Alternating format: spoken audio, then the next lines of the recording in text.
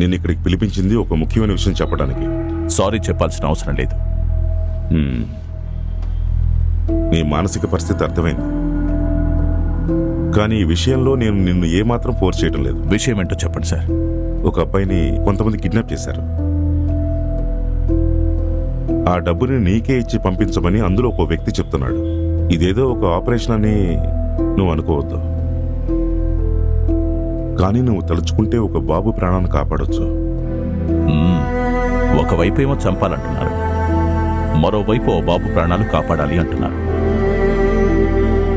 చేద్దాం. అయితే కిడ్నాప్ చేయబడిన బాబు ఎవరంటే మన డయానా జోసెఫ్ వాళ్ళ బాబు.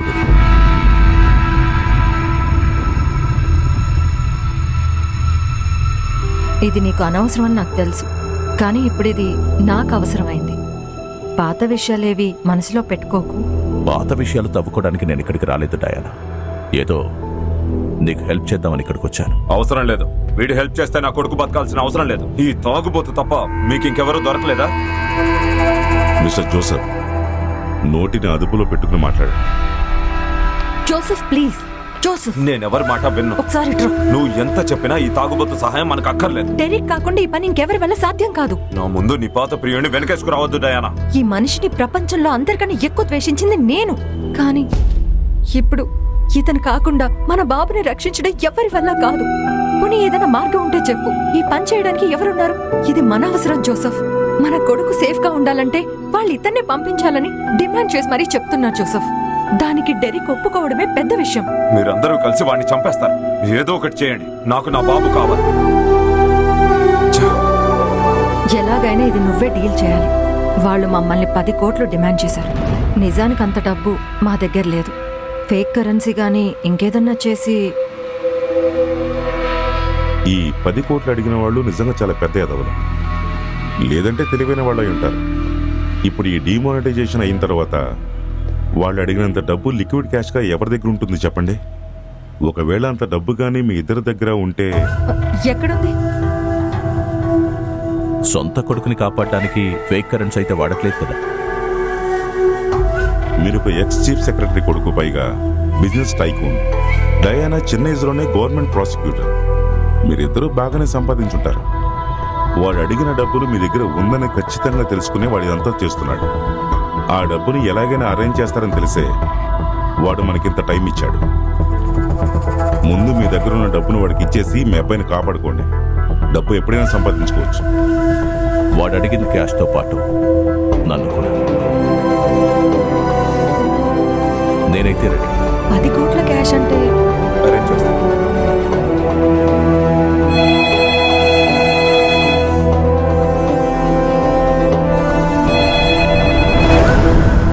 హలో,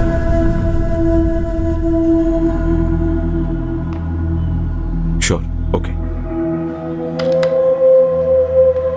ఫోన్లో వాడే అంతా రెడీ అని అడుగుతున్నాడు. I said yes. ఇక నుంచి నీతో టచ్లో ఉంటాడు.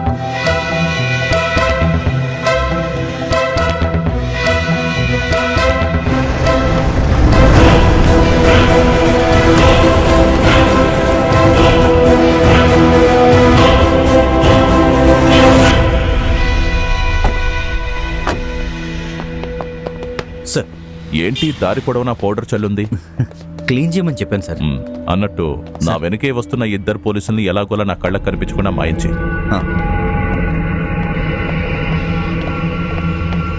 నాకొచ్చిన ఫోన్ కాల్ శాటిలైట్ ద్వారానే వచ్చింది. It's very tough to locate. వాళ్ళ ఇన్స్ట్రక్షన్స్ ప్రకారమే మనం నడుచుకోవాలి. అదొక్కటే మనం చేయగలిగింది. దట్ మీన్స్ ఇది ముందుగానే ప్రిపేర్ అయి చేయబోయే ఆపరేషన్ అయితే కానే కాదు. వాళ్ళ ఇన్స్ట్రక్షన్స్ ఫాలో అవుతూ మన ఆపరేషన్లో మార్పులు చేయాలి. నాకు బ్యాకప్ చేసేవాళ్లే కావాలి, హీరోయిజం చూపించేవాళ్ళొద్దు. ఒక చిన్న పిల్లోడి ప్రాణానికి సంబంధించింది. ఒకరి ప్రాణం కాదు, 2 ప్రాణాలు.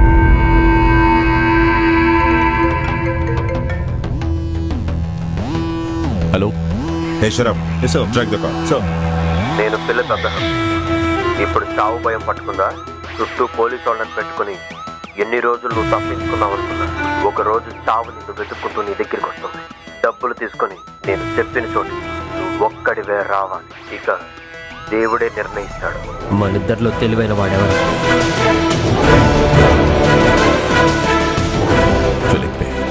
ఓ, నిన్ను వాడు ఏమైనా చేయగలరు.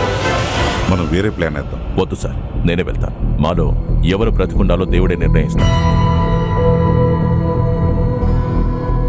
నన్ను ఇక్కడి నుంచే బయలుదేరమని చెప్పాడు. నేను ఎక్కడికి రావాలో ఫోన్లోనే చెప్తానన్నాడు. మీటింగ్ పాయింట్ని అప్పుడప్పుడు మార్చే అవకాశం కూడా ఎక్కువగా ఉంది. జైలు ఖైదీ కాబట్టి బాబుని దాచిపెట్టడానికి ఖచ్చితంగా ఒక వెహికల్నే వాడుంటాడు. వెంటనే మనం సిటీ మొత్తంలో సస్పీషియస్గా తిరుగుతున్న అన్ని వెహికల్స్ని చెక్ చేయాలి.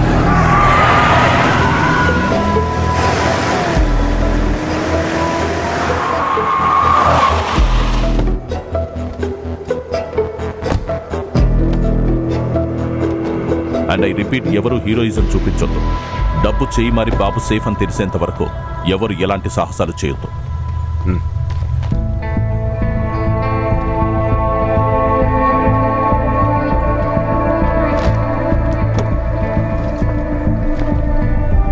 Best of luck. ఒంటికి మట్టంటకుండా చూసుకో. ఎప్పటికైనా నేను మట్టిలో కలవాల్సిన వాడిని, కానీ ఆ క్యాలెండర్ ఇంకా ప్రింట్ కాలేదు.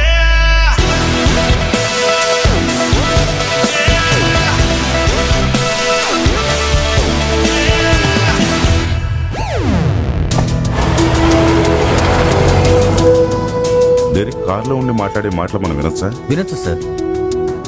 మన ఫోర్స్ డెరిక్ ని ఫాలో చేయాలి. Sir. Keeping a safe distance. Sir.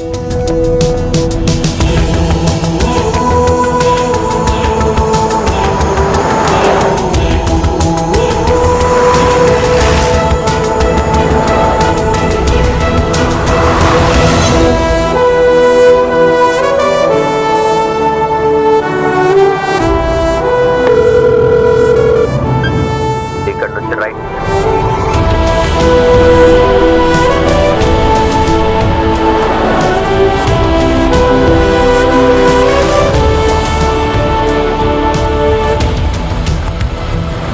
Stop. Cent Mary's దగ్గర ఉన్నావా? ఇక్కడే నేను నీ చేతులు పట్టుకొని నడిచాను. ప్రతి ఆదివారం మనం ఇక్కడే ప్రేయర్స్ అటెండ్ చేసేవాళ్ళం. మన అమ్మని నాన్నని కోల్పోయిన తర్వాత దాదాపు ప్రతిరోజు మనం ఇక్కడికే వచ్చేవాళ్ళం. మీరు నన్ను జాగ్రత్తగా చూసుకుంటానని ఆ దేవుడి ముందు ప్రమాణం చేసింది ఇక్కడే. Okay, let's keep moving.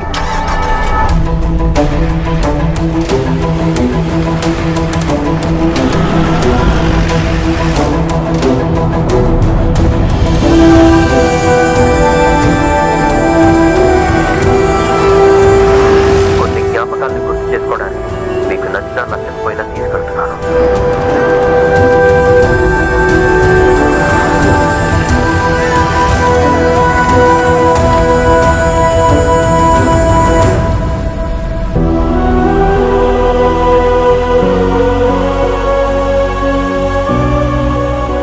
మీతో ఒక వర్షం పడ్డ రోజు ఇక్కడికి వచ్చాను. నువ్వు నన్ను క్లాస్ రూమ్లో వదిలేసి వెళ్ళిపోయినప్పుడు నేను చాలా ఏడ్చాను.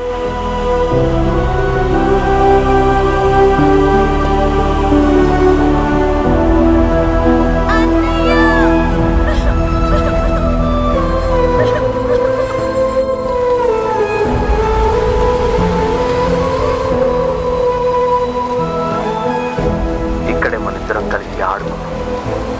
ఇవన్నీ నేను ఎందుకు గుర్తు చేస్తున్నానో తెలుసా? మనం ఎలా ఉండేవాళ్ళమో నీకు గుర్తు రావాలని. ఇవన్నీ నిన్ను బలహీనపరుస్తాయని నాకు తెలుసు. నిన్ను ఎంతగానో ప్రేమించే నీ తోడ పుట్టిన తమ్ముడికి నువ్వు ఏమీ చెయ్యలేదని గుర్తు చేయడానికి ఇవన్నీ చూపిస్తున్నాను. స్టాప్. Wellington road. ఈ చెట్టుకే మన అమ్మ నాన్నకి కార్ యాక్సిడెంట్ అయింది.